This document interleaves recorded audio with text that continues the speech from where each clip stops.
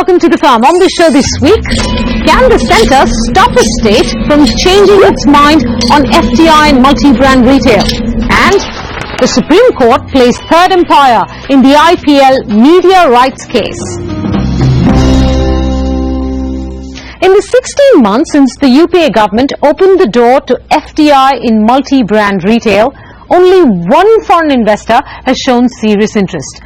British retail giant Tesco has decided to partner Trent Hypermarkets, a Tata Group company. Now, it seemed at first that this joint venture between Tesco and Trent would not pass government muster because it involved the acquisition of existing front-end retail stores owned by Trent. In fact, in June, the DIPP had clarified that the front-end retail stores must also be set up as an additionality and not through acquisition of existing stores. But hey, governments can change their minds. This one did, and Tesco and Trent have received FIPB clearance. If you see the FAQs that were put out earlier last year, they say very clearly that we will not permit brownfield acquisition or acquisition of already existing front-end retail stores. 1st of August, so that's what I'm saying. So now this is clear. Cabinet decision. So why are you being frozen in the past of FAQs? Luckily, Tesco Trent stores are in southern and western India, in Karnataka and Maharashtra to be specific. Had they been in Delhi or Rajasthan, they would have been facing a classic existential crisis because the new governments in both these states are opposed to FDI and multi-brand retail and have decided to withdraw their states from the list. Except Commerce Minister Anand Sharma won't let them do so. Cannot be reversed. Cannot be reversed. Okay. Number one, let me tell you. Okay. The policy is a considered policy which came about after intense stakeholders consultations, particularly the farmers, the consumers and the MSMEs, the small and medium entrepreneurs and industry. After that, the Government of India gave an option to the states to opt for it. Now, option is option. Democratically elected governments, legitimate governments in office took a conscious and considered decision and communicated in writing after resolution of their cabinets to the Government of India. The Government of India gave them the permissions and notified. Now, we never created, option does not mean creating a revolving door. Am I clear now? I get it. So, yes, option is one-time option. Government says they want option is one-time option which was exercised by elected government.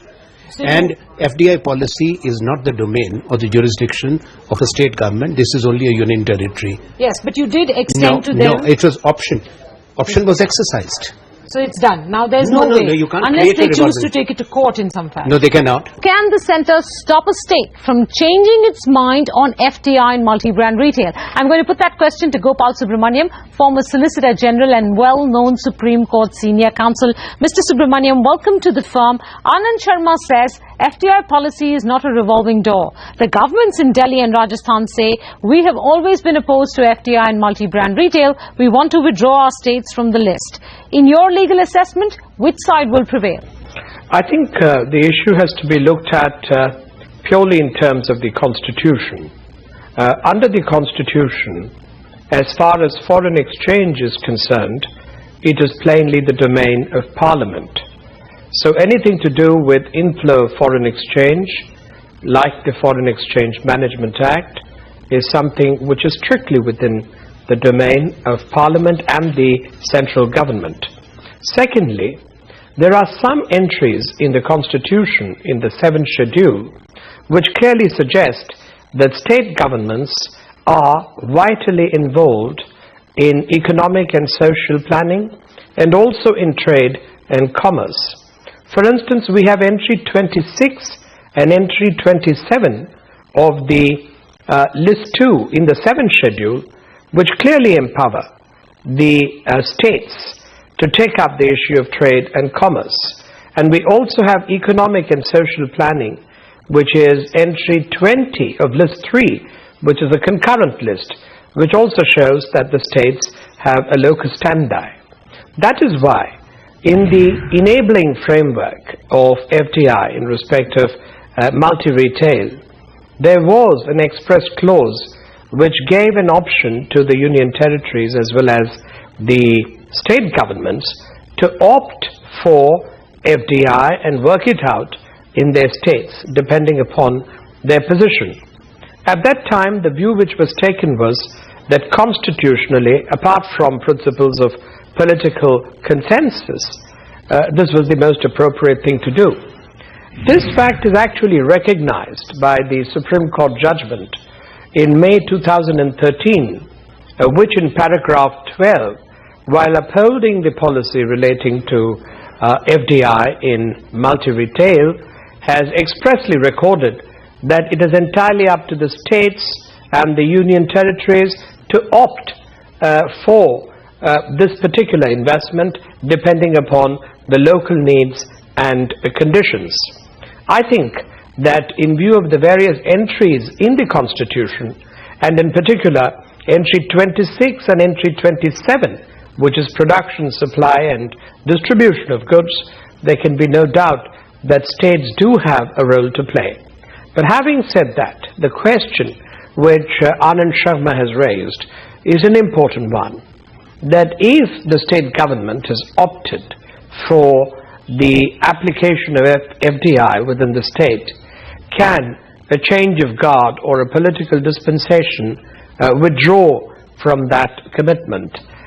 Certainly, if it is within the domain of policy making or policy options, in the constitutional framework, a state government certainly can withdraw, review, annul its decision, but it must do so for very good, sound and logical reason.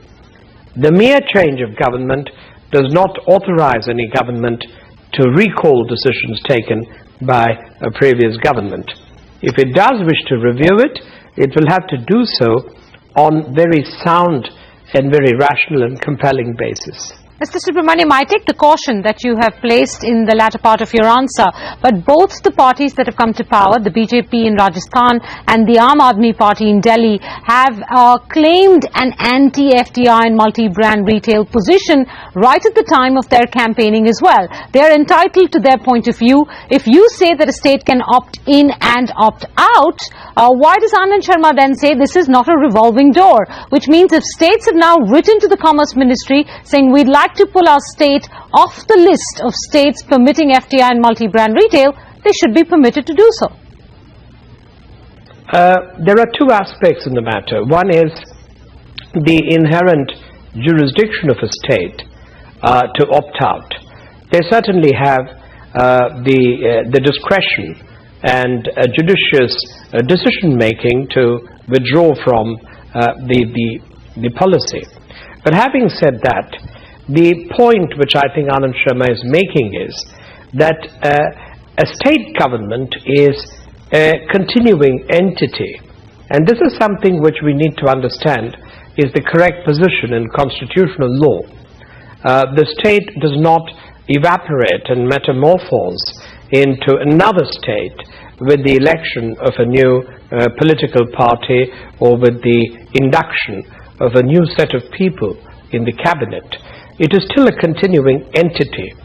Therefore, when you are a continuing entity, it does not matter who first took the decision to subscribe to FDI. But having taken the decision, if you do wish to review it, you're not entirely powerless. You're not entirely without any jurisdiction or legal authority, but you will have to do it for very strong reasons. There's a reason for this. Let us assume that we have the requisite FEMA regulations and the amendments in place. And if suppose people did invest on the strength of this policy and the assurance and through the automatic route come into India, it would be simply offensive not only of the rule of law, governance, constitutionalism and principles of promissory estoppel, that somebody decides to reverse that decision without adequate basis. Media reports indicate that the government is now seeking advice from its own lawyers on how to respond to the requests that have come in from the Delhi and Rajasthan state governments. You were in that position not so long ago. If you were currently in that position, what would you advise the central government to do? To accept the request from Delhi and Rajasthan to withdraw their names from the list, or take this matter to court? I would say that in a federal setup, there is room for mutual discussion, and you must reach a dead end before positions are completely firmed up. And I think this is a very important economic decision. I don't think it is black and white at all. But sir, I'm And sorry to even if the interrupt Delhi you, but government- both political parties have made their positions very clear and are unlikely to go back on them. And given that there is no current All right. investment at risk, there is no investor who's likely to get shortchanged or be stuck in the middle of this, their argument is even further strengthened that allow us to withdraw our names from the list.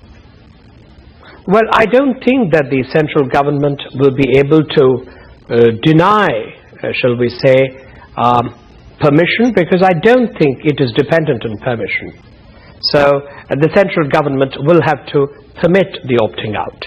And if by That's the correct constitutional position. if this does end up in court, will the court allow for the state's will to prevail, given that these parties have always been against FDI and multi-brand retail, or will the court take a different view?